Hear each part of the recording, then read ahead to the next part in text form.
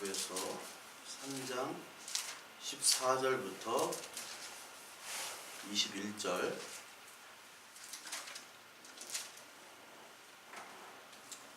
같이 한번 읽을게요. 이러므로 내가 하늘과 땅에 있는 각 족속에게 이름을 주신 아버지 앞에 무릎을 꿇고 비노니 그의 영광의 풍성함을 따라 그의 성령으로 말미암아 너희 속사람을 능력으로 강건하게 하시오며 믿음으로 말미암아 그리스도께서 너희 마음에 계시게 하시옵고 너희가 사랑 가운데서 뿌리가 박히고 뼈가 굳어져서 능히 모든 성도와 함께 지식에 넘치는 그리스도의 사랑을 알고 그 너비와 길이와 높이와 깊이가 어떠함을 깨달아 하나님의 모든 충만하신 것으로 너희에게 충만하게 하시기를 구하노라. 우리 가운데서 역사하시는 능력대로 우리가 구하거나 생각하는 모든 것에 더 넘치도록 능히 하실 이에게 교회 안에서와 그리스도 예수 안에서 영광이 대대로 영원무궁하기를 원하노라. 아멘. 우리 에베소서 이제 3장 14절부터 우리가 읽은 이 성경 말씀은 바울이 이 에베소 교인들한테 기도를 하는 거죠. 에베소 교인들을 위해서 기도를 하는 겁니다. 그러면서 우리가 가장 많이 여기 딱 눈에 띄는 게 너희의 속사람의 능력을 강건하게 해달라. 그렇게 기도를 해라 라고 무릎을 꿇고 빌었다는 거죠. 그러니까 우리가 무릎을 꿇고 빌 때 하나님 앞에 기도할 때 뭐를 기도하는가? 바울은 능력을 달라고 기도를 했는데 그 능력이 속사람, 원어로 보면 속사람이라는 단어는 없고요. 그냥 사람 안에 그런 단어를 썼어요. 사람 안에 있는 능력, 그럼 사람 밖에 있는 능력, 안에 있는 능력이 좀 다르다는 뜻이겠죠. 여러분 영화 그 셜리 댄스라는 영화 아시죠? 거기 보면 굉장히 성실한 이제 직장인 남자가 있는데 그 주인공이 이제 우연히 그 동네에 있는 춤 교습소 그 여자한테 이제 조금 반하죠. 그래서 이제 등록을 하게 되고 이제 춤을 추는데 춤을 추면서 이제 자신이 살아왔던 인생하고 전혀 다른 자신의 모습을 또 보게 돼요. 같이 춤추는 남자가 하나 있는데 또 직장 동료예요. 직장 동료인데 이 사람은 직장에서 걸어 다닐 때도 스텝으로 이렇게 걸어 다녀요. 그래서 직장에서 일하는 것은 그냥 어떻게 보면은 내가 아니야. 왜냐면 밥벌이를 위해서 해야 되는 일이기 때문에. 그런데 춤을 출 때는 그 사람이 새로운 나가 되는 거예요. 그래서 춤출 때 내가 살아있다고 느낀다고 그는 얘기를 해요. 거기서 대사에서. 그러니까 진짜 나는 춤출 때 진짜 나의 기쁨을 발견하는 거죠. 직장에 일할 때는 사실 어떤 사람이 직장에서 막 즐겁게 일을 할 수가 있겠어요. 근데 진짜 즐거운 일을 할 때는 재밌기도 하지만 이것이 정말 나의 큰 보람이자 기쁨이자 내가 정말 살아있구나, 인간답게 사는구나 라고 깨달을 수 있죠. 그러니까 어떻게 보면 우리의 예수 그리스도를 믿는 믿음도 진짜 나를 하나님께서 찾아주시는 거예요. 그러니까 우리는 다 어떻게 보면 사람들 앞에서 가짜 나로 살고 있어요. 어떻게 보면 가짜 나로. 제가 만화방 할 때 그 여자애들이 이렇게 오는데 예전에도 말씀드렸지만 그 남자친구랑 같이 올 때는 카이스트 학생들이에요. 남자친구랑 같이 올 때는 그 만화방에 라면을 끓여주잖아요. 라면을 그냥 라면 먹으면서 아주 천천히 먹어요. 내가 유심히 봤어. 맨날 오니까 애들 천천히 오는데 라면을 꼭 한 4분의 1 정도 남겨. 근데 여자애들끼리 오잖아요. 그러면 여기 밥 없냐 그러고 뭐 달라 그러고 어떤 애 라면을 곱빼기를 달래. 중국집도 아니고 식당도 아닌데 그걸 다 먹어요. 똑같은 애가. 그 남자친구랑 있을 때는 얘는 가짜 사람이야. 겉사람이에요. 근데 이제 여자친구랑 올 때는 자기 이제 무장해제를 다하고 진짜 나가 드러나는 거죠. 그냥 밥 먹고 또 먹고 먹고 또 먹고 그럼 희죽희죽 웃고 말아보면서 남자친구랑 있을 때는 그렇게 막 이렇게 웃질 않아요. 이게 우리가 진짜 나가 있고 사실 우리의 가짜 나가 있는 건데 이 세상은 뭐를 봐요? 겉사람을 보잖아요. 그 사람이 무슨 직업을 가졌느냐, 어떻게 생겼느냐, 그리고 그 사람의 어떤 관계가 어떠느냐, 늘 그런 것만 봐요. 근데 진짜 교제를 하다 보면 저 사람이 정말 아무런 고민도 없이 내가 저 사람의 반만 닮아도 난 정말 살만 나겠다 하는데 실제 그 사람과 교제해보고 들어가 보면 그 사람에게 많은 문제들이 있죠. 사람은 복잡한 존재이기 때문에 그 사람 안에 들어가 보면 굉장히 많은 복잡한 일들이 있어요. 그걸 누구한테 설명을 다 못할 그런 문제들이 늘 산적해 있는 게 바로 인간이거든요. 그러니까 우리는 늘 어떠한 겉사람으로 이렇게 살아가고 있어요. 저도 목사라고 하는 겉사람이에요. 목사.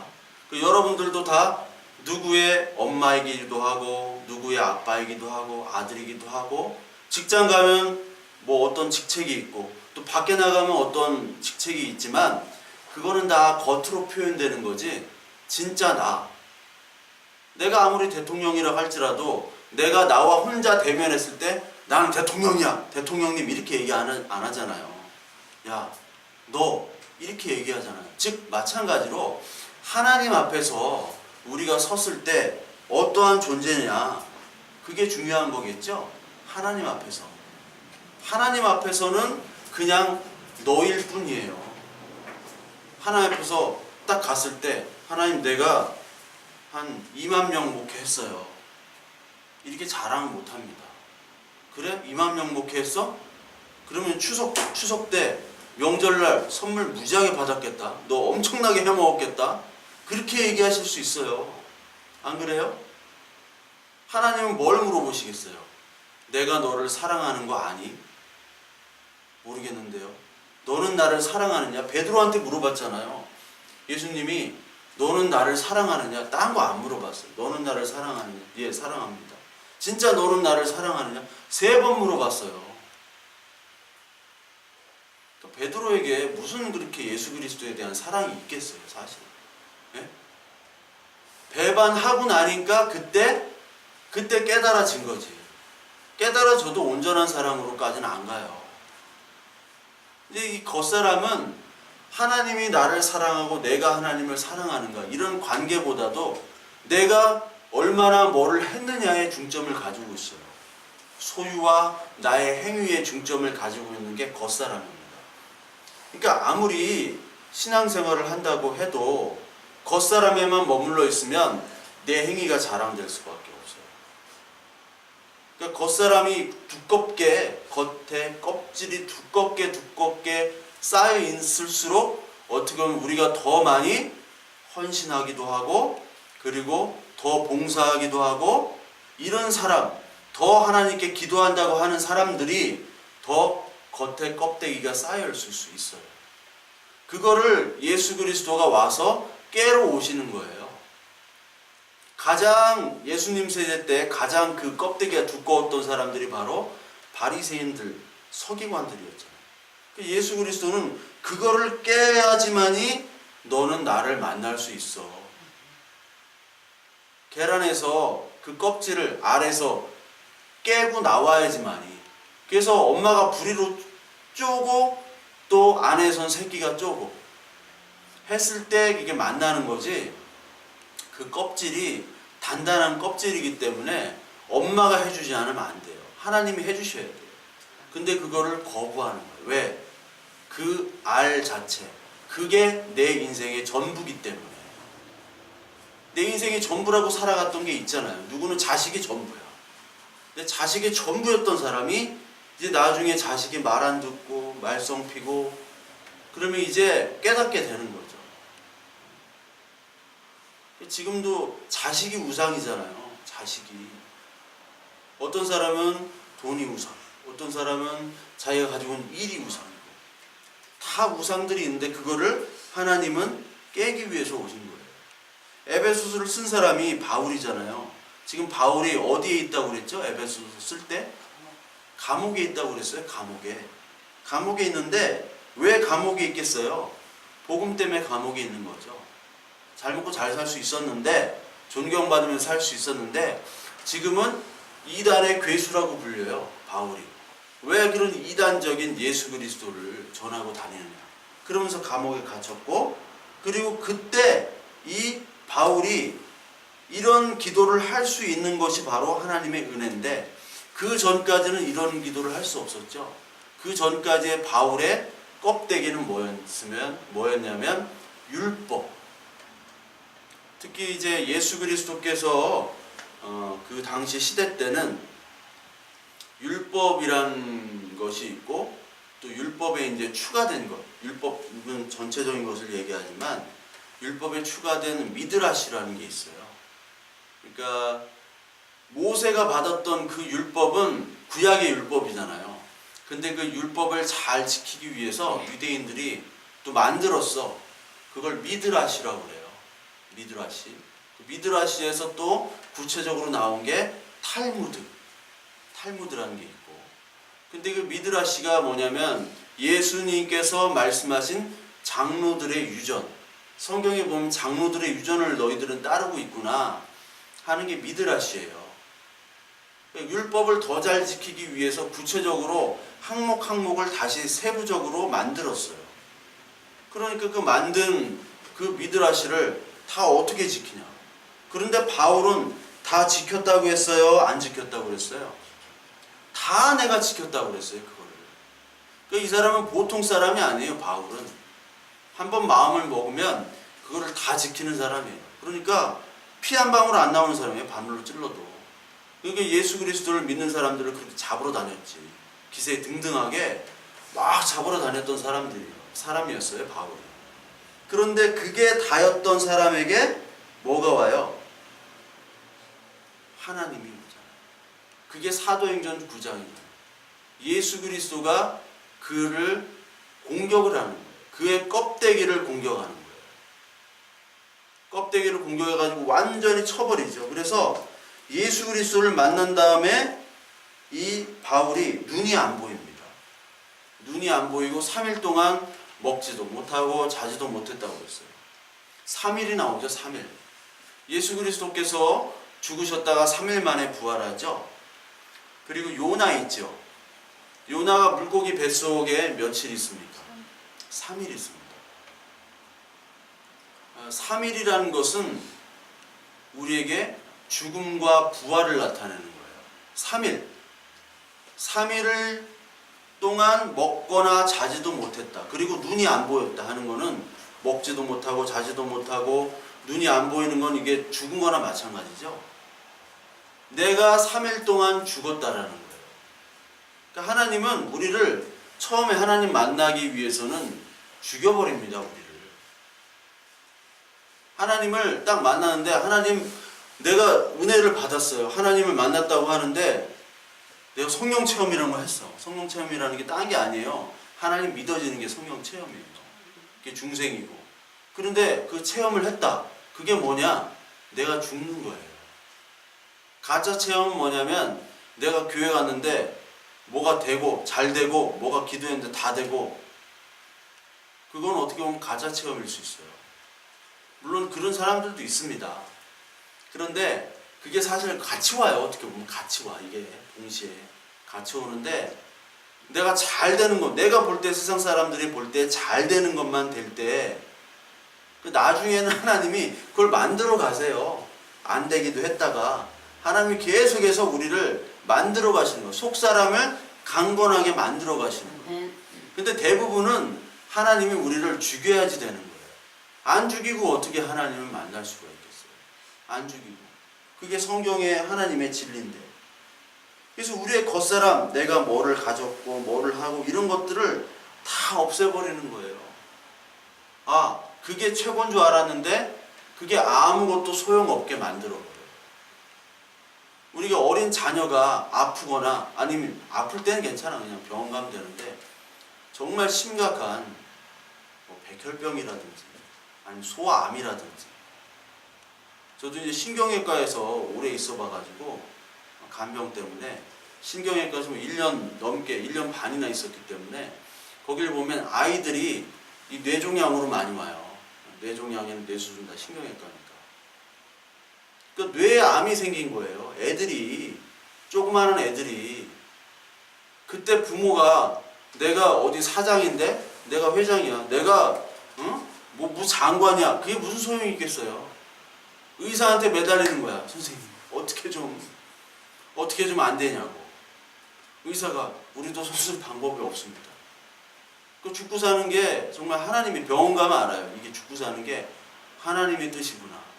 어떤 사람은 다 죽었다고 해도 어떤 사람은 계속 살아있고 어떤 사람은 건강하다가 하루아침에 죽고 그때 누구를 매달리냐고요. 그때 내가 무엇을 가졌느냐 무엇을 소유했느냐 내가 어떤 사람이다라는 자랑을 할 수가 없어요. 자녀 앞에 자녀의 죽음 앞에 자녀의 병 앞에 그거를 하나님이 깨트리기 위해서 내 지위 내가 가지고 있는 소유들을 다 무의미하게 만들어버려요. 그래야 하나님 앞에 설 수 있는 겁니다.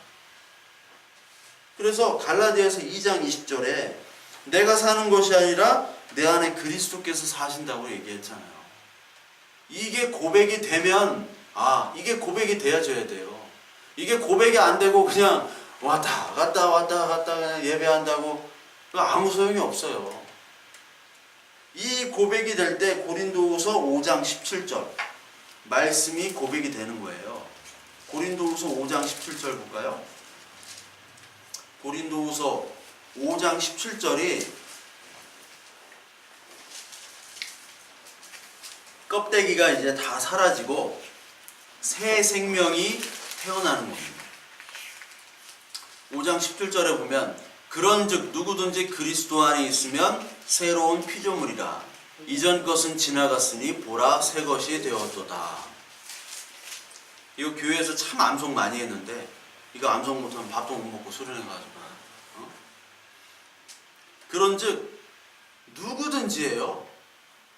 뭐 민족이나 혈통이나 아무 상관이 없습니다. 가난하고 못 살고 상관이 없어요. 하나님 앞에서는 가난하고 못 사는 게 의미가 없으니까 그리스도 안에 있으면 지난주에 얘기했죠. 그리스도 안에 있다는 건 껌딱지처럼 그냥 하나님 앞에 붙어있는 거. 나는 죽을 수밖에 없고 나는 이미 죽은 존재니까 당신이 아니면 나는 살 수 없습니다. 그게 그리스도 안에 있는 거죠. 새로운 피조물.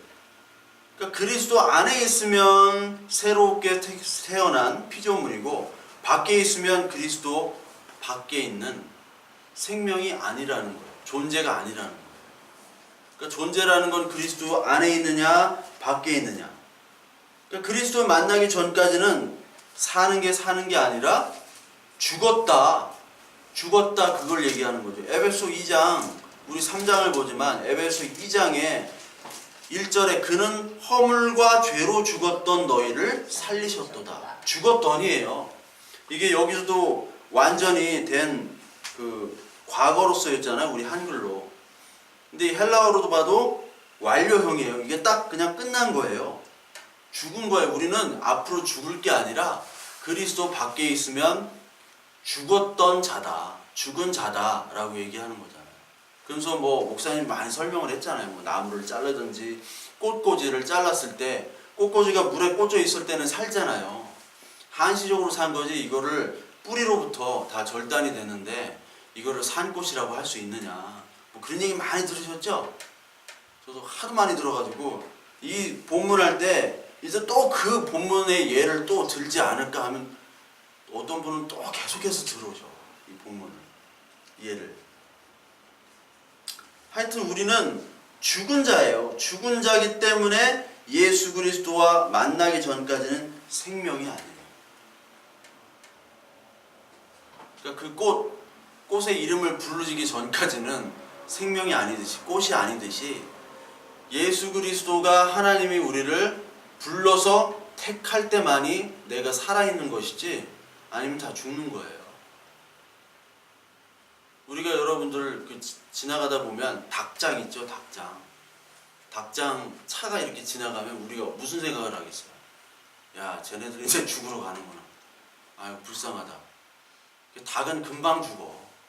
닭은 그냥 목 치면 금방 죽는데, 죽어도 이렇게 등치 큰 애들은 웬만큼 쳐가지고는 안 죽어요. 저도 돼지 잡았다고 그랬잖아요. 해머로 쳐가지고. 얼마나 불쌍한지. 그거를 칠 때 막 낑낑거리고 막. 한 번에 죽이면 좋은데. 그러니까 우리가 닭장을 볼 때 불쌍하지만, 만약에 닭들이 자기들끼리 누가 더 잘났냐, 누가 더 이쁘냐, 누가 더 똑똑하냐 싸운다고 생각해보세요. 닭장에서. 그러면 인간이 볼 때는 얼마나 가소롭겠어요. 마찬가지로 사람은 누구나 자기네 서로 비교를 하거든요. 명절 때 친척들 많이 오면 딱 어떤 사람은, 내가 잘 나가는 사람은 좀 막 돈도 막 세배할 때도 돈도 주고 막 친척들 용돈도 주고 할 수 있잖아요. 근데 내가 좀 세상적으로 안 나가, 응? 이거 좀 그러면은 말수도 적어지고. 그러니까 같이 모여도 말을 많이 주도하는 사람들은 대부분 뭐가 있는 사람이, 돈이. 그러니까 거기서 너는 뭐 결혼 안 해, 너는 왜 취직을 못하냐, 뭐 이런 얘기 하잖아요. 그러니까 사람들은 계속해서 가족끼리라도, 친척끼리라도 계속 서로 비교를 해요. 그 주눅 들고. 그게 겉사람끼리의, 그들만의 리그예요. 겉사람끼리의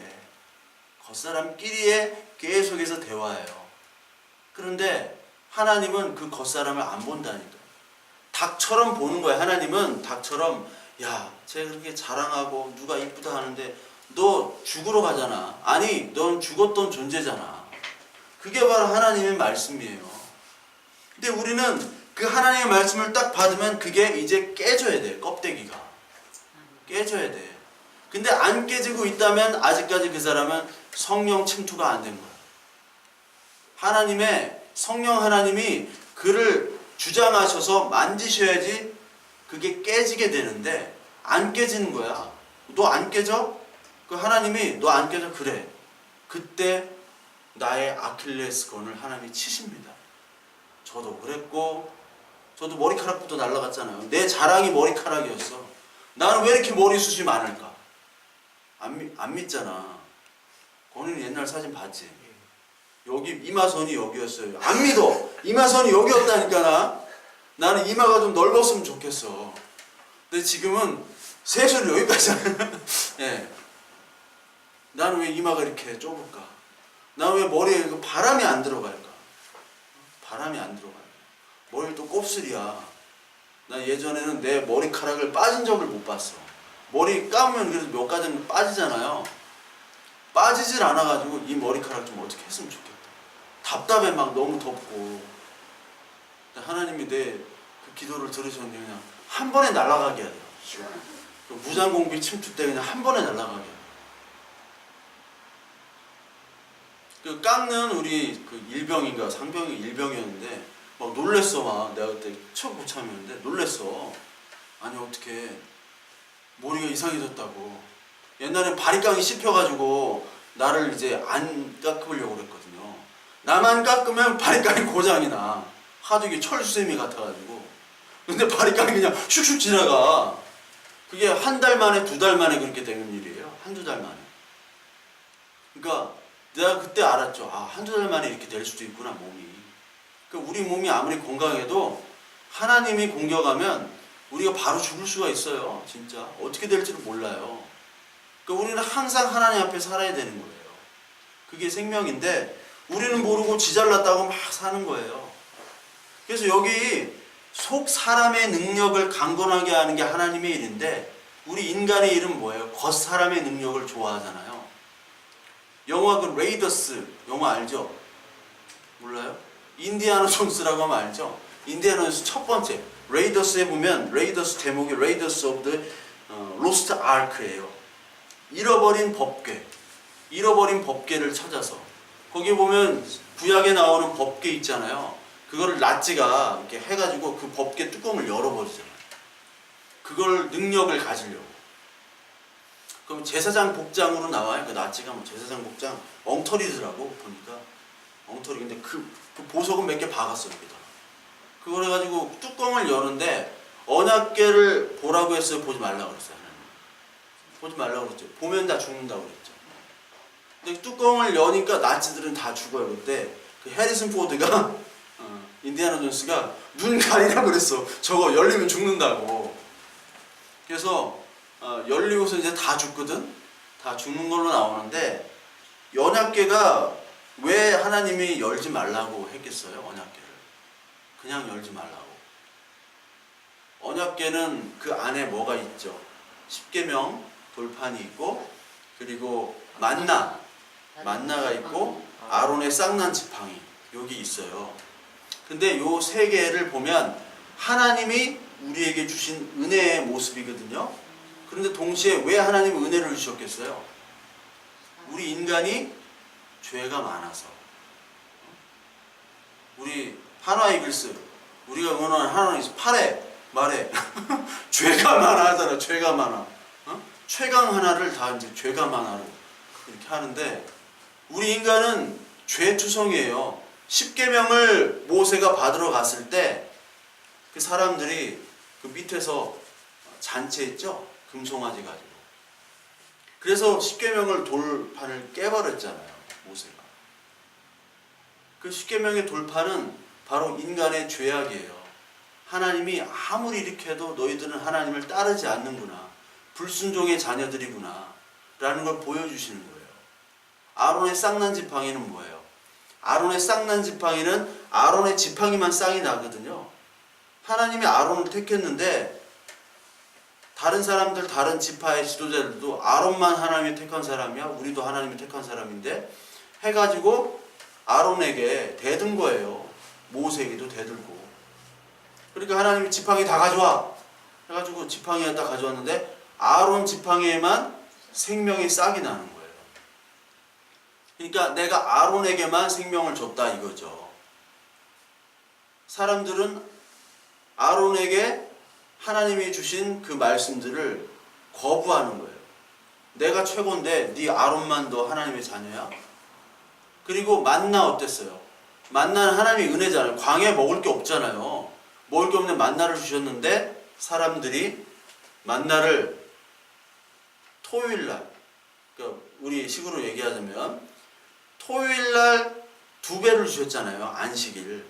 주일날 것까지 2배를 주셨는데 토요일날 안식일에 이제 그 만나를 안 주셨잖아요. 근데 하나님이 너희 먹을 것만 가져가라고 했어요. 근데 그 만나를 막 욕심 있게 다 가져간 그 만나를 봤을 때 만나 가져가면은 하나님이 그 썩는다고 했거든요. 많이 가져가면. 근데 사람들은 욕심이 많기 때문에 그것들을 다 가지고 갔어요. 근데 다 썩었잖아요. 다 썩었잖아요. 막 안식일 날에도 뭐 하나님이 안 주실까 해가지고 뭐 안식일 날에도 찾아다니고. 하나님은 그 안식일 전날에 하나님이 2배로 주셨다는 거야. 안식일 날까지. 근데 인간은 그걸 못 믿어요. 못 믿어. 하나님은 풍요롭게 주시는 분인데 인간은 믿질 않기 때문에 하나님의 말씀을 거부하고 만나를 더 가지려고 해요. 인간은 막 돈을 더 가지려고 욕심 있게 가지려고 하잖아요. 유명한 예와 록펠러가 진짜 얘기했는지 모르겠지만 락펠러, 정확한 말은 록펠러가 아니라 락펠러인데 락펠러가 돈이 하도 많으니까 아니 당신 얼마나 돈을 많이 벌면 만족하겠냐고 하니까 조금 더 벌면, 또 다음 연도에 얼마나 돈을 벌면 만족하겠냐, 조금 더 벌면 만족하겠다. 그게 평생 같잖아요. 그러니까 인간은 계속해서 무한대로 욕심이 차는 거거든요. 그 인간의 죄악이 법궤에 다 들어있는 거예요. 언약궤에. 그러니까 뚜껑을 열면 죄 때문에 죽는 거예요. 안 죽으려면 어떻게 해야 돼요? 언약궤에 뭐를 해야죠? 1년에 한 번 대제사장이 언약궤가 지성소에 있잖아요. 뭐를 해줘야 돼요? 언약궤 위에다가 피를 그냥 뿌려버려야 돼요. 피를 뿌리면은 언약궤 뚜껑이 열려도 괜찮아요. 근데 피를 안 뿌린 채로 언약궤 뚜껑을 열면 다 죽는 거예요. 그 예수 그리스도의 피로 그 우리의 죄들을 다 덮으셔야지만이 우리는 안 죽는 건데 우리는 뭐를 원해요? 아, 예수 피고 뭐고 상관없어. 그냥 그 능력, 언약궤라는 게 능력으로 생각했잖아요. 언약궤를 가지고 가면 막 요단강이 갈라지고 다 됐잖아요. 그러니까 언약궤만 가져가면 블레셋하고 전쟁에서 이길 거라고 생각했는데 가지고 와서 어떻게 됐습니까? 언약궤 뺏겼죠? 그 제사장 엘리의 두 아들이 다 죽었잖아요. 언약궤만 가지고 가면 그 능력만 받으면 이길 줄 알았는데 진 거예요. 그러니까 언약궤라는 건 사실 아무것도 아니에요. 우리의 죄악이지만 하나님 은혜로 덮여진 예수 그리스도 예표일 뿐이지 언약궤는 아무것도 아니에요. 그래서 하나님께서 언약궤를 없애신 거예요. 근데 인디애나 존스 박사가 언약궤를 찾으러 돌아다니는 거지. 돌아다니고 미국 어디 박스에 박스에 어디 하나 저장돼 있다고 인디애나 존스는 얘기하잖아요. 그게 바로 우리 인간의 죄예요. 인간의 죄. 그러니까 사람은 계속해서 겉사람만 얘기합니다. 겉사람. 예전에 목사님께서 어떤 목사님 이거 다 아실 거예요.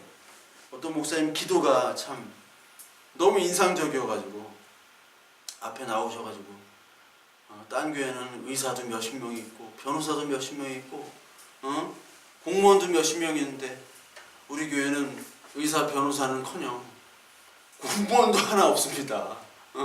하나님 11조 100만 원씩 하는 사람 100명 이상씩 보내주십시오. 이렇게 기도를 하더라고요. 이게 기도가 완전 코미디죠. 오늘 바울이 무슨 기도를 했어요? 무릎 꿇고 속사람의 능력을 강건하게 해달라고 그러죠. 그리고 믿음을 달라고 그래요. 그리고 사랑을 알게 해달라고 기도를 해요. 그리스도의 사랑을 알게 하시고 믿음도 달라고 하고 그리고 속사람을 강건하게 해주세요. 하나님의 지혜와 그 모든 충만함이 어떠한지를 깨닫게 해주세요 라고 기도를 하는데 이 목사님들이 그렇게 기도를 하는 거예요. 이런 목사님들이 많은 분들에게 목회하고 설교하고 그리고 신학교 교수까지 합니다. 네? 뭐를 가르치겠어요? 뭐를 하겠어요? 인간의 무한 가능성을 믿어라. 그리고 목회자들한테는 지혜롭게 목회해라. 근데 지혜롭게라는 게 모든 정치적인 권모술수를 다 동원해라. 그거밖에 안 들려요. 그러니까 모든 수단을 다 동원해서 네가 할 수 있는 복을 끌어당겨 받아라. 수단과 방법을 가리지 않고. 실제 이런 거를 가르치고 있으니 이게 말이 안 되는 거죠. 근데 우리 하나님은 우리 인간이 하지 않아도 하나님께서는 풍성한 분이기 때문에 우리에게 주실 것을 다 주세요. 이거를 경험할 때 우리는 진짜 하나님을 경험하는 거예요. 우리 20절 한번 같이 읽어볼게요. 에베소 3장 20절. 3장 20절. 우리 가운데서 역사하시는 능력대로 우리가 구하거나 생각하시는 모든 것에 더 넘치도록 능히 하실 이에게. 우리 하나님은 우리가 생각하거나 구하거나 하는 것에 더 넘치도록 하나님이 하시는 분이에요. 이거를 여러분들 믿고 이거에 우리는 기도하고 이거에 경험을 해야 돼요. 저도 경험을 하고요. 여러분들도 경험을 하고 있습니다. 어떤 분은 인식을 못할 뿐이에요. 하나님은 부자예요. 여기 풍성하다, 충만하다, 그리고 더 넘치도록 하신다. 이게 그 헬라어로 플루토스라고 이게 부자란 뜻이에요. 부자. 그러니까 하나님은 부자입니다. 우리는 가난하지만 하나님은 부자예요. 그러니까 가난한 사람들은 부자한테 가가지고 돈 달라고 해야 되는 거예요. 아멘. 그러니까 우리는 기도할 때 하나님 좀 부자니까 주세요 라고 기도를 할 수 있는 거예요. 하나님은 우리가 생각하고 기도하는 것보다 더 풍성한 분이기 때문에. 로마서 11장 32절 36절에 보면요,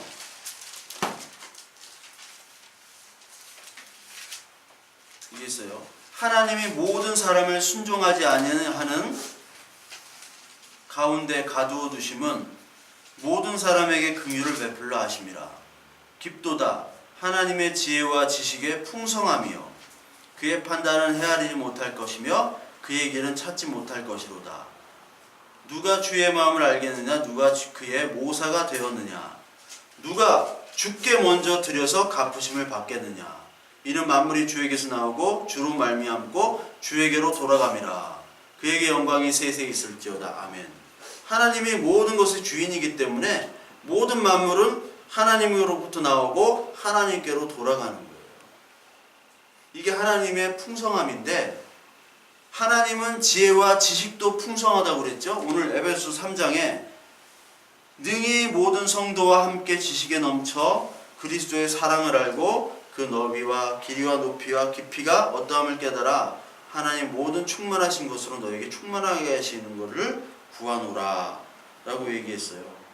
그러니까 풍성한 하나님이 지혜도 지식도 풍성하다. 그래서 하나님에게 우리가 지혜와 지식을 구해야 되는 거예요. 하나님, 내가 알지 못해요. 하나님이 어떤 분인지 몰라요. 하나님, 이런 일을 할 때 하나님의 지혜가 필요합니다. 우리가 모든 것들을 하나님께 다 구할 수가 있는 거예요. 빌립보서 4장 19절에 보면은 이런 말씀이 있습니다. 나의 하나님이 그리스도 예수 안에서 영광 가운데 그 풍성한 대로 너희 모든 쓸 것을 채우시리라. 하나님 부자 하나님이기 때문에. 그리고 빌립보서 4장 12절에 나는 비천에 처할 줄도 알고 풍부에 처할 줄도 알아. 모든 일 곧 배부름과 배고픔과 풍부와 궁핍에도 처할 줄을 아는 일체의 비결을 배우노라. 내게 능력 주시는 자 안에서 내가 모든 것을 할 수 있느니라. 하나님이 모든 것을 주시는 분이에요. 그러니까 내가 모든 것을 할 수 있다는 것은 뭐냐면, 내가 속사람의 강건함을 가지고 복음을 전하는데 모든 것을 하나님이 필요를 채워주시고 내가 모든 것을 다 할 수 있다는 거예요. 근데 이거를 그냥 능력 주시는 자는 내가 모든 것을 할 수 있는 요것만 딱 떼어서 보면은 문제가 생기는 거죠. 그 UFC 라이트 헤비급 전 챔피언 존 존스라고 있죠? 무적이잖아.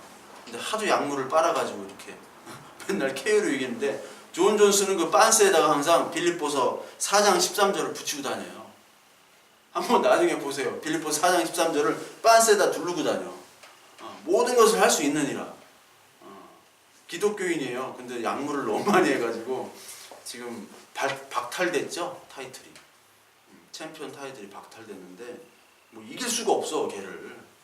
어떻게 기럭지도 너무 길고 말랐는데, 근데 이게 그렇게 오용이 된다는 거예요.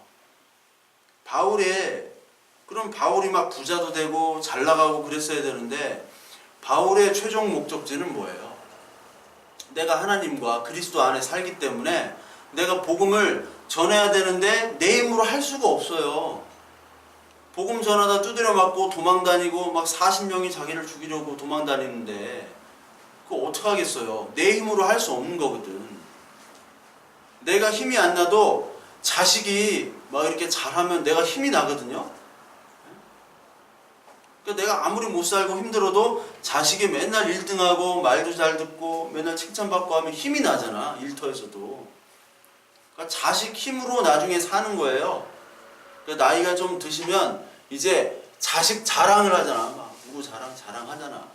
근데 옛날에는 자식이 그래도 착하고 잘 되고 이쁘고 그랬는데, 자식이 좀 안 되면은 그 어른들끼리 그들만의 리그지. 그들만의 리그에서 겉사람을 자랑할 때 힘이 안 나는 거예요. 똑같아요. 인간은 그런 힘을 찾는 거예요. 겉사람의 힘을. 근데 오늘 바울은 무슨 힘을 달라는 거예요? 하나님께. 내가 겉사람의 힘으로는 이 복음을 전하고 싶지도 않고, 왜? 딴 마음이 생기니까. 하고 싶겠어요? 그렇게 고생하면서. 그러니까 하나님이 날마다 매 시간마다 하나님이 성령으로 우리를 붙잡아줘야 돼요. 그러니까 어떤 사람 보면 미친 사람이 있죠? 미친 사람. 야, 저 사람은 진짜 미쳤네, 저거에. 저거에 미친 사람은 피곤한지도 몰라, 밥 먹는 것도 몰라, 배고프지도 않아. 막 미친 사람처럼 하는 사람이 있어요. 야, 저 사람 대단하다. 바울이 그런 사람이었어요. 그래서 아그리빠가 베스도가 너의 많은 학문이 너를 미치게 하였도다. 이렇게 하잖아요. 미쳤다 너는. 너의 많은 학문이 미치게 했다라는 거예요. 근데 그 학문이라는 것이 그 사람들이 볼 땐 너 공부 많이 해서 미쳤구나 라고 얘기하지만 바울은 뭐 더 공부하질 않았어. 이제는 그냥 하나님이 계시로 계속 돌아다니는 거야.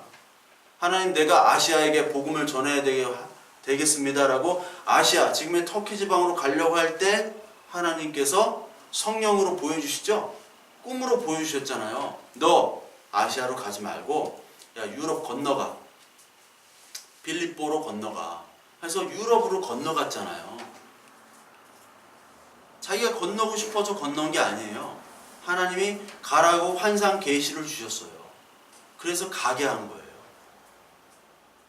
이게 내가 안 되고 하나님이 하시는 거를 계속 경험하게 되면 내 걸 놓고 이제 하나님의 능력으로 순종하고 살아갑니다.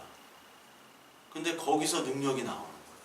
거기서 평안이 나오고요. 거기서 참된 기도가 나오고 그게 속사람이 강건해지는 거예요. 교회가 그런 존재예요. 교회가 일반 일터는 그렇지 않습니다. 근데 교회가 말씀드렸잖아요. 이게 교회가 안 될 것 같고 이제 수명이 다했다 하는데 수명이 안 다해.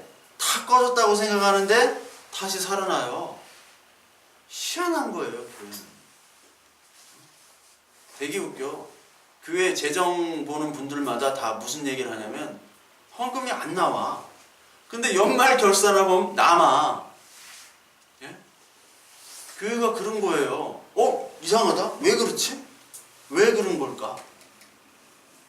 헌금 뭐 하라고 하면 요즘 합니까? 사람들이 안 하잖아요. 예전에는 땅 바치고 집 바치고 했지 요즘엔 절대 안 합니다. 자기 살기도 바빠요. 근데 그렇게 돼요. 교회가. 왜? 그래서 고백을 하는 거죠. 내가 하는 게 아니구나. 하나님이 하시는구나. 마음을 놓게 되는 거예요. 그게 바로 하나님의 능력이에요. 그게 풍성한 분이에요. 근데 우리는 풍성한 분을 믿지를 못하죠. 내가 어떻게든 해보려고 하는 거죠. 겉사람으로. 그러니까 하나님의 능력과 지혜와 이 하나님의 그 크신 그 사랑을 경험을 우리가 할 수 없는 거예요. 경험. 제가 아는 한 목사님이 있는데 그 목사님이 이제 일반 성도셨을 때 그 목사님의 이제 성도셨을 때 그분이 이제 저기 강남 대치동에서 이제 학원을 하셨어요. 학원도 하시고 바둑 학원도 하시고 바둑을 워낙 잘 두셔가지고 그분이 이제 교회도 오셨거든요. 우리 교회도.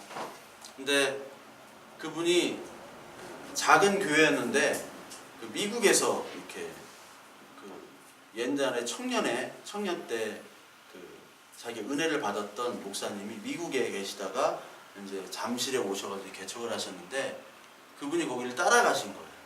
따라가셔가지고 거기 있었는데 본인이 이제 학원도 하시고 하니까 강남에서 좀 여유가 있으실 거 아니에요. 근데 자기가 번 수입을 다 교회에다가 그냥 드리는 거예요. 자기는 한 푼도 없이, 거의 한 푼도 없이. 그랬다는 거예요. 계속. 그게 이해가 안 되죠. 근데 제가 그랬어요. 제가 만나가지고 아니 목사님 왜 그때 그러셨어요? 아니 그 돈 가지고 강남에다가 재테크를 하시고 땅도 사고 집도 사고 했으면 목사님 지금 잘 사셨을 거 아니에요. 근데 왜 그러셨어요? 가족 생각 안 하셨어요? 지금 그때로 돌아가면 또 하실 거예요? 하니까 지금은 아니에요. 지금은. 근데 왜 그렇게 하셨어요? 그러니까 하나님이 나를 그렇게 하도록 그냥 만드신 거예요. 그게 만드셨다는 거예요. 가족들은 정말 아무것도 못 사 먹는데 그거를 다 교회에다가 자기의 수입들을 거의 다 들이셨다. 말이 안 되는 거죠. 한 10에 한 2조, 10에 3조 정도, 한 수입의 30%만 들여도 얼마나 크게 드리는 거예요. 그렇게 하는 사람 없잖아요. 그렇게 해도 칭찬을 받는데 그 개척교회 뭐 사람들 별로 없는 교회 그 그 자기의 그 전 수입을 다 드렸다는 게. 근데 세상이 볼 때는 굉장히 미련한 짓이죠. 저도 이해가 안 돼요. 저도 지금도. 그런데 이제는 제가 조금 이해가 되기 시작했어요. 아, 하나님이 그분에게 그냥 강권적으로 그렇게 하신 거구나. 본인이 그러세요. 그분이 이제 소아마비로 이제 휠체어, 전동 휠체어 타고 다니시는데, 그분이 내가 이게 소아마비가 아니었으면, 아니 내가 그렇게 해서 그 돈을 재테크하고 뭘 했으면 나란 존재가 하나님과의 어떤 관계가 지금 있었을까? 자기는 그만큼 악한 존재였는데 내가 내 마음으로 그렇게 할 수 있는 게 아니라 하나님이 그렇게 시켰다는 거예요. 그분의 자녀도 있고 부인인데 그걸 가만히 있겠어요? 아니 수입을 안 주고 다 교회에다 갖다 주는 게 말이 안 되잖아요. 그런데 지금의 사모님과 지금의 자녀도 그걸 이제 이해가 시작되는 거예요. 이해가. 하나님이 그러셨구나. 하나님이 우리 가정을 그렇게 만들으셨구나. 만약 지금의 그 가족들의 한 명이라도 아직도 아버지 때문에 우리가 지금 못 사는 거라고. 그때 교회한테 안 주고 다 그냥 우리 했으면 우리 잘 먹고 잘 살지 않았느냐. 지금도 그거 가지고 싸웠으면 좀 문제가 있었을 텐데 지금은 그것들이 다 회복이 되고 다 하나님 안에서 그게 설명이 되어지는 거예요. 가족이. 그러기가 쉽지 않잖아요. 그러기가. 근데 반면에 저희 교회에 오셨던 저기 좀 재산이 많은 우리 천안에 사신 분이 있죠? 예, 선교사님. 우리 갔잖아요. 천안에도 가고 고기 구워 먹으러 갔잖아. 거기는 그 따님들이 다 그 아이비리그 출신이에요. 하버드, 막 예일, 국제 변호사고. 근데 그 두 분이 돈을 많이 버셔가지고 미국에서 한국에서 이제 그걸 그 하나님을 위해서 이제 쓰려고 뭘 했는데 그게 잘 안 되셨잖아요. 근데 그 자녀들이 원망을 이렇게 한대요. 예, 원망을. 아빠 때문에 그렇다고. 그 많은 재산을 그냥 다 버렸다고. 그리고 엄마 아빠는 교회만 가면 그 외국 사람 표현으로 이 브레인을 그냥 집에다가 떼어놓고 교회를 간다고. 그러니까 교회만 가면 이게 뇌 없는 아무 생각이 없는 남자 여자가 된다는 거예요. 남자 여자가. 그래서 지금은 많이 좀 좋아지셨어요. 지금 처음에는 그렇게 자녀들이 막 우리 미워하고 이해 안 된다고 그러고 왜 그러냐고 그러고 그 재산 그거 다 날려먹고 그 관계가 다 깨졌거든요. 관계가. 사람이 볼 때는 굉장히 미련한 거예요. 하나님의 방법이. 얼마나 미련하냐. 이거 뭐 차라리 장사를 하지 왜 그냥 월세 내가면서 왜 돈을 그냥 낭비하냐고. 그렇죠? 이게 그 주님의 사업이라는 게 이게 지난주에도 얘기했지만 거룩하지만 이게 사람이 볼 때는 비효율적이고 낭비인 거예요. 근데 그 낭비를 통해서 하나님은 우리를 속사람을 강건하게 하신다니까요. 강건하게. 하나님의 은혜를 깨닫게 되는 거예요. 여기 에베소서 3장 그 너비와 길이와 높이 길이가 어떠함을 알아. 여기 나오죠. 하나님의 모든 충만하심 그리고 지식과 그리스도의 사랑을 아는 것. 하나님의 지식과 하나님의 지혜와 하나님의 사랑을 아는 것. 그래서 호세아서 4장 6절에 보면 유명한 말씀이 있죠. 너희가 나를 아는 지식이 없어서 망한다 라고 얘기를 하잖아요. 4장 6절에 보면 내 백성이 지식이 없으므로 망하는도다. 내가 지식을 버렸으니 나도 너를 버려 내 제사장이 되지 못하게 할 것이요 내가 내 하나님의 율법을 잊었으니 나도 내 자녀를 잊어버리리라. 그들은 번성할수록 내게 범죄하니 내가 그들의 영화를 변하여 욕이 되게 하리라. 번성한 우리의 인간의 문명을 내가 욕이 되게 하겠다라고 얘기하는 거예요. 성전이라는 게 율법의 클라이막스잖아요. 그 바리새인들의. 그러니까 바리새인들이 하나님 예수 그리스도를 섬기지 않고 성전을 섬기니까 그 번영된 성전을 예수 그리스도께서 하나님이 무너뜨리신 거예요. 마찬가지로 우리의 번영함 있죠? 우리의 번영함이 어떻게 보면 하나님이 다 무너뜨리게 하는 거예요. 속사람 강건을 위해서. 가만히 보면 인간이 지나간 자리는 쓰레기만 남아요. 우리 건우 형제가 느끼죠? 인간이 지나간 자리는 다 쓰레기야. 우리가 여기 있다가 뭐 먹고 마시고 하면 다 쓰레기야. 그렇잖아요. 다 쓰레기. 근데 동물은 지나간 자리가 쓰레기가 있습니까? 쓰레기가 없어요. 동물은. 그냥 자연이 돼버려요. 그러니까 인간의 모든 문명 자랑거리는 사실 어떻게 보면 쓰레기로 남아지는 거예요. 근데 그 쓰레기를 우리는 자랑하고 있다니까. 하나님의 지혜는 우리를 어떻게 보면 바보처럼 만드는 거예요. 고린도전서 1장 20절. 고린도전서 1장 20절을 우리 보겠습니다. 1장 20절부터 31절까지. 지혜 있는 자가 어디 있느냐? 선비가 어디 있느냐? 이 세대의 변론가가 어디 있느냐? 천천히 한번 음미하면서 읽어보세요. 하나님께서 이 세상에 지혜를 미련하게 하신 것이 아니냐. 이 세상의 지혜, 이 세상의 자랑거리들을 하나님이 미련하게 하셨다고 해요. 하나님의 지혜에 있어서는 이 세상이 자기 지혜로 하나님을 알지 못하므로 하나님께서 전도에 미련한 것으로 믿는 자들을 구원하시기를 기뻐하셨도다. 참 전도가 미련한 거예요. 하면 할수록 느껴져요. 미련한 거구나, 전도는. 유대인은 표적을 구하고 헬라인은 지혜를 찾으나 우리는 십자가에 못 박힌 그리스도를 전하니 유대인에게는 꺼리끼는 것이요 이방인에게는 미련한 것이로다. 이 미련하고 꺼리낀 예수 그리스도를 전하는 거예요. 예수님이 십자가에 못 박힌 게 얼마나 미련한 겁니까? 하나님의 영광을 가리는 행위예요. 사람이 볼 때는. 빤스 조각 하나 걸치지 못하고 빨가벗고 죽는 그 비참한 거를 어떻게 믿어요? 오직 부르심을 받는 자에게는 유대인이나 헬라인이나 그리스도는 하나님의 능력이요 하나님의 지혜니라.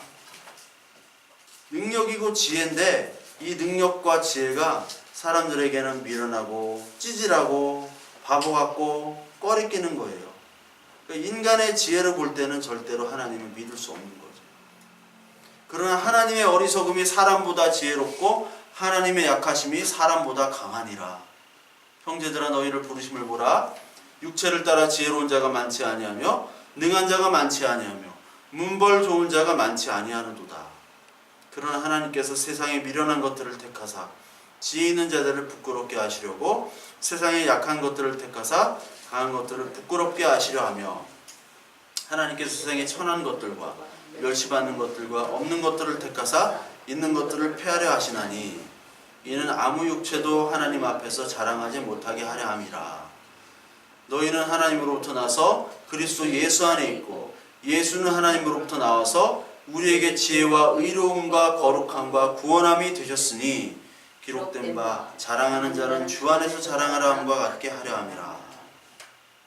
이 자랑하는 자는 주 안에서 자랑해야 돼요.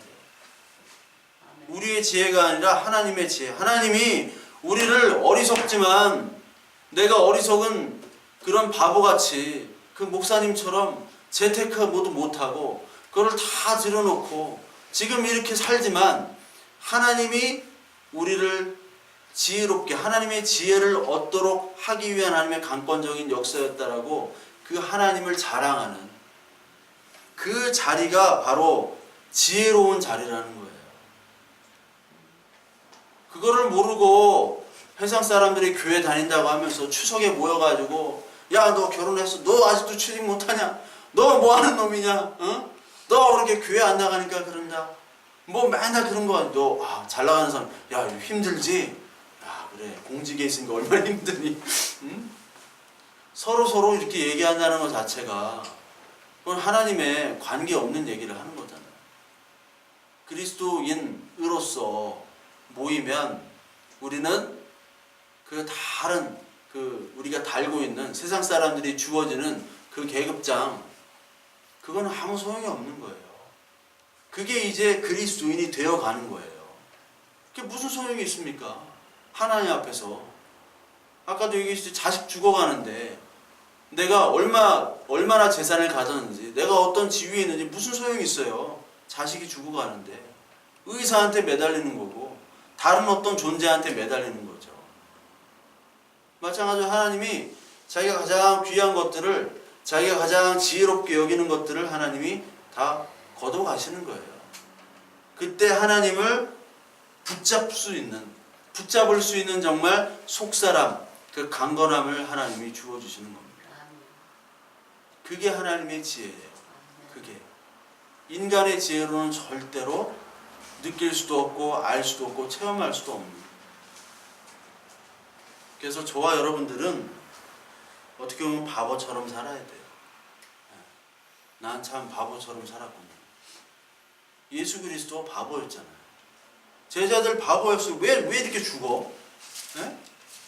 바울은 목이 잘려 죽고, 베드로는 뭐 거꾸로 십자가에 박혀 죽고, 뭐 도마는 인도 가서 창으로 찔러 죽었다고 그러고, 누구는 뭐 기름에 튀겨 죽었다고 그러고. 왜 이렇게 죽어요? 개죽음이죠, 개죽음. 아니 그렇게 해가지고 열심히 해서 큰 교회를 세워야 될 거 아니에요. 안 그래요? 근데 왜 그 자리에 죽냐고요. 왜? 교회도 바보교회예요, 바보교회. 교회가 계속해서 죽었어요. 근데 언제부터 교회가 똑똑해졌습니까? 기독교가 공인된 다음 후에 이제 테오도시우스 황제에 의해서 기독교가 로마의 국교가 된 392년, 394년 이후에부터는 교회가 똑똑해졌네. 그 전까지는 교회가 멍청했어요. 그냥 죽여라, 나 죽는다 하고 계속 그냥 머리를 뒤밀었다니까. 순교자, 증인. 근데 교회가 똑똑하고 나서부터는 어떻게 됐어요? 교회에 힘이 없어졌죠. 우리가 교회사나 유럽의 뭐 중세사 이런 거 보면 다 그냥 이게 타락된 거였잖아요. 완전 중세교회가. 우리 한국교회도 초기 교회 때 얼마나 순교자들이 많았어요. 근데 교회가 언제부터 똑똑해졌어요?